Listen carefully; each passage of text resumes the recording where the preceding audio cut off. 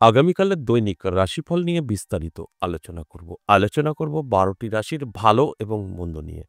আগামীকাল ২২শে মে বৃহস্পতিবার, দশমী তিথি, পূর্ব ভাদ্রপদ নক্ষত্র, বিষকুম্ভ যোগ ও জন্মরাশি কুম্ভ। এবার ১২টি রাশিকে নিয়ে বিস্তারিত আলোচনা করব। কোন কোন রাশির ভালো, কোন কোন রাশির খারাপ, আমার জানানোর উদ্দেশ্য আপনাদের অ্যালার্ট করা। কারণ আমরা সাধারণত গ্রহ নক্ষত্রের অবস্থান জানা সম্ভব নয়, তাই আমি বা আমার মতো যারা আছেন অ্যাস্ট্রোলজার, তারা গ্রহের অবস্থান আপনাদের জানানোর চেষ্টা করে যে এই কারণে আপনার ভালো, আপনার খারাপ। কারণ প্রত্যেকটা দিন আমাদের কিন্তু সেম চলে না, কখনো খারাপ কখনো ভালো থাকবেই। তাই আগামীকাল আপনার কতটা ভালো, কতটা খারাপ আমি জানানোর চেষ্টা করি আপনাদের অ্যালার্ট করার জন্য। তারপর আপনারা যদি সেইভাবে চলতে পারেন, তাহলে আপনার খারাপ থাক বা ভালো, আপনি কিন্তু নিজে হাতে কন্ট্রোল করতে পারবেন। এই কথাটা আমি প্রত্যেকটা দিন বলি। আমরা যদি জানতে পারি আমাদের খারাপ কিছু অপেক্ষা করছে, সেটাকে আমরা অবশ্যই আমাদের জীবন থেকে দূরে সরাতে পারি। আর যদি আমরা জানতে পারি যে না, আমাদের সামনে কিছু ভালো অপেক্ষা করছে, তাহলে কিন্তু আমরা অ্যালার্ট থাকতে পারি। যে কোনো সুযোগ সুবিধা গ্রহণ করে জীবনে সুন্দরভাবে এগিয়ে যেতে পারি। তাই সেটাই আমি জানানোর চেষ্টা করি যে আপনারা জেনে বুঝে সেইভাবে চলতে পারেন। তাহলে কি হবে? আপনাদের জীবনটা খুব সুন্দরভাবে গুছিয়ে নিতে পারবেন। আপনার নেগেটিভিটি আপনি নিজেই দূর করতে পারবেন। আপনার পজিটিভিটি আপনার জীবনে এপ্লাই করতে পারবেন। সেটা তখনই সম্ভব যখন আপনি জানতে পারবেন তো। আর সেই জানানোর কাজটাই কিন্তু আমি করি প্রত্যেকটা দিন এই দৈনিক রাশিফল আলোচনা করে। বহু লোক এই আলোচনা থেকে উপকৃত। আবার বহু লোক কিছুই বুঝতে পারেনি। এটা তো থাকবেই।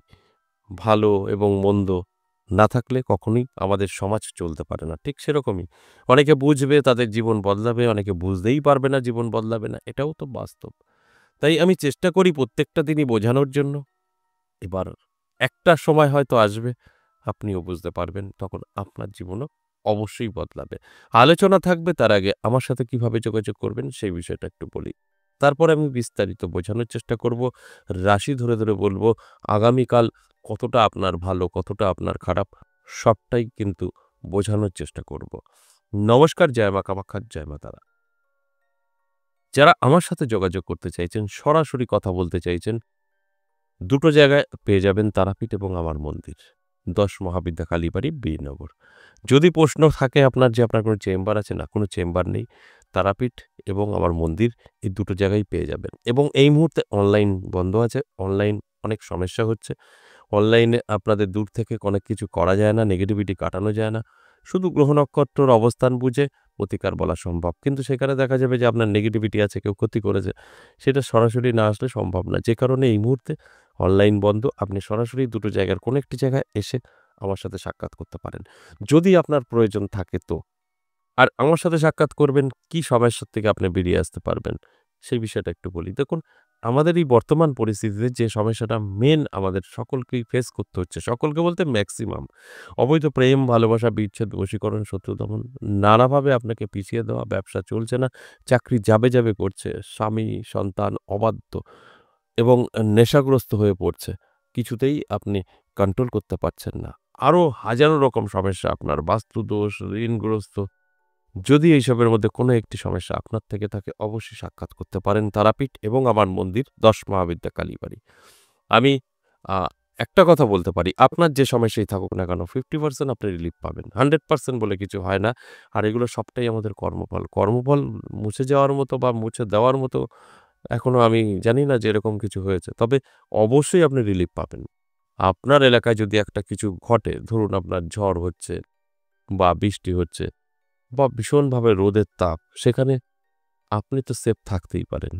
একটু গার্ড নিতেই পারেন। বাস এটাই হচ্ছে আমার সাথে সাক্ষাৎ করার আপনার ফায়দা।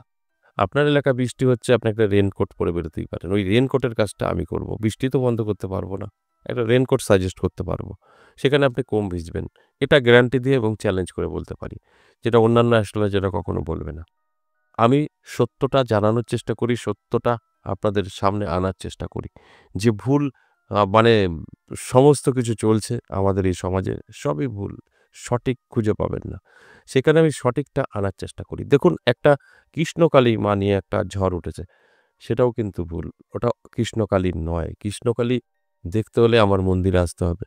রিসেন্টলি আমি আপনাদের বলব কবে থেকে কৃষ্ণকালীকে দেখতে পাবেন।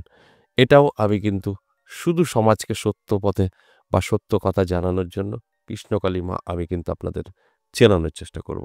অবশ্যই অনুরোধ করব সকলেই আসবেন কৃষ্ণকালী মা কি, কিরকম দেখতে আপনারা দর্শন করে যাবেন।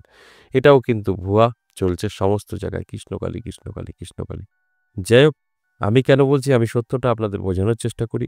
বাস্তব যেটা সেটাই বোঝানোর চেষ্টা করি। সেখানে দেখবেন বাস্তব জিনিসটা অনেকেরই কষ্ট হয় সহ্য করতে। তো অনেকে এর আবার নেগেটিভ রিঅ্যাকশন করবে সেটা ঠিক আছে। কিন্তু যেটা বিষয় সেটা হচ্ছে আলোচনা।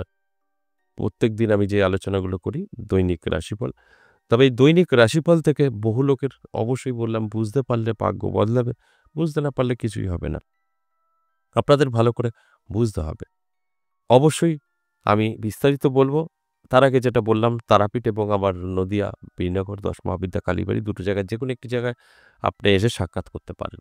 যদি মনে হয় তারাপীঠ বা বীরনগর দুটো ক্ষেত্রেই আপনাকে হোয়াটসঅ্যাপে আসতে হবে, ভয়েস বা লিখে বলতে হবে। আপনার কন্ট্যাক্ট নাম্বার, অ্যাড্রেস পেয়ে যাবেন। সেইভাবে চলে আসবেন খুব সহজে আমার সাথে সাক্ষাৎ করতে পারবেন। তারাপীঠ মাসের দুবার বসা হয়, শুরু এবং শেষ। এই মে মাসের শেষ ৩০-৩১ পেয়ে যাবেন। যাদের প্রয়োজন আছে অবশ্যই নাম লিখে নেবেন। আর আমার মন্দিরে সপ্তাহে ৩ দিন পেয়ে যাবেন সোম, মঙ্গল, বুধবার। এটা শুধু আমার সাথে সাক্ষাৎ করার জন্য। আর যদি মনে হয় আপনাদের কারোর ১০ মহাবিদ্যা কালীবাড়ি দর্শন করবেন, আমার জমা মাকে দর্শন করবেন, আপনার দুঃখ কষ্টের কথা বলবেন, মানসিক করবেন, সেক্ষেত্রে কোনো রকম আপনাদের আমার সাথে দেখার জন্য যে চার্জেস লাগে সেটা লাগবে না। মন্দির সবার জন্য সমান। আসবেন, আপনার মনের যা বলার, মানসিক করার, আপনার যেই সমস্যার রোগ থেকে আরম্ভ করে আর্থকষ্ট সবটাই কিন্তু আপনি মায়ের কাছে বলে যেতে পারেন। সেখান থেকে মুক্তি পাবেন। এর জন্য কোনো খরচের বিষয় না। আপনার যেটা ভালো লাগবে মন্দিরে মায়ের যা দিলেন, না দিলেন সেটা আপনার বিষয়। এখানে কোনো পার্টিকুলার এত টাকা খরচা এরকম কোনো বিষয় নেই। শুধু আমার সাথে সাক্ষাৎ করতে গেলে তখন আপনাকে ফিস দিতে হবে। আপনার সম্পর্কে জানতে হলে সেটা আলাদা বিষয়। মন্দিরের সঙ্গে কোনো সম্পর্ক নেই। আপনারা সকলেই আসতে পারেন।